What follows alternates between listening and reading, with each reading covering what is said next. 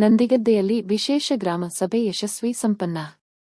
ಜೋಯಿಡಾ ತಾಲೂಕಿನ ನಂದಿಗದ್ದೆ ಗ್ರಾಮ ಪಂಚಾಯತ ಕಾರ್ಯಾಲಯದಲ್ಲಿ ಮಹಾತ್ಮ ಗಾಂಧಿ ಉದ್ಯೋಗ ಖಾತರಿ ಯೋಜನೆಯಡಿ 2026-2027 ನೇ ಸಾಲಿನ ಕಾಮಗಾರಿ ಕ್ರಿಯಾ ಯೋಜನೆ ತಯಾರಿಸಲು ಬೇಡಿಕೆಗಳ ಪಟ್ಟಿ ಸಲ್ಲಿಸಲು ವಿವಿಧ ಇಲಾಖೆಗಳ ಸಹಯೋಗದಲ್ಲಿ ಹಾಗೂ ಸಾರ್ವಜನಿಕ ಸಹಭಾಗಿತ್ವದಲ್ಲಿ ವಿಶೇಷ ಗ್ರಾಮ ಸಭೆ ನಡೆಯಿತು.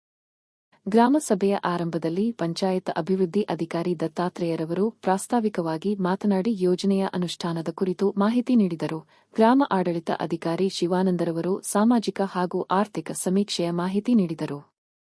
ಗ್ರಾಮ ಸಭೆಯ ಅಧ್ಯಕ್ಷತೆಯನ್ನು ಗ್ರಾಮ ಪಂಚಾಯತ್ ಅರುಣ ದೇಸಾಯಿ ವಹಿಸಿದ್ದರು.